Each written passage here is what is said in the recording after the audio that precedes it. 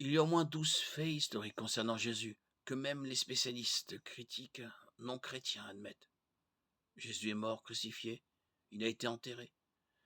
Sa mort a fait perdre tout espoir aux disciples. Quelques jours plus tard, on a découvert, ou prétendu avoir découvert, que son tombeau était vide. Les disciples ont cru avoir vu Jésus ressuscité. Après cela, ils sont passés du doute à une foi courageuse. Ce message était le pilier de l'enseignement de l'Église primitive. Il a été prêché à Jérusalem. Suite à cette prédication, l'Église est née et a grandi. Le jour de la résurrection, le dimanche a remplacé le sabbat, samedi, comme journée principale du culte.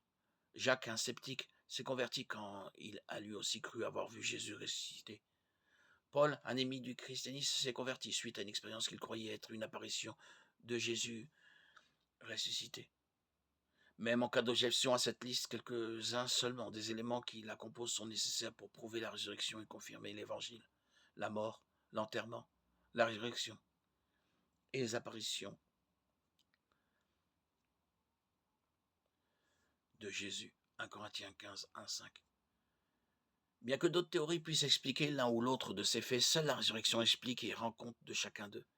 Les critiques admettent que les disciples ont affirmé avoir vu Jésus ressuscité. Ni le mensonge, ni des hallucinations ne peuvent transformer une personne de la manière dont la résurrection l'a fait. D'abord, qu'avait-il à y gagner? Le christianisme n'était pas populaire et cela ne leur a certainement pas fait gagner d'argent. Ensuite, les menteurs ne font pas de bons martyrs. Il n'y a aucune meilleure explication que la résurrection pour comprendre la disposition des disciples à mourir d'une mort atroce pour leur foi. Oui, beaucoup meurent pour des mensonges qu'ils pensent être vrais, mais personne ne meurt pour ce qu'il sait être faux.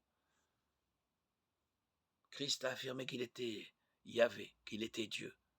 Pas une divinité quelconque, mais le seul vrai Dieu. Et ses disciples, des Juifs qui auraient été terrifiés par l'idolâtrie, l'ont cru et l'ont considéré comme tel. Il a prouvé sa divinité par des miracles, notamment sa résurrection qui a transformé le monde. Aucune autre hypothèse ne peut expliquer ces faits. Oui, la divinité de Christ est biblique.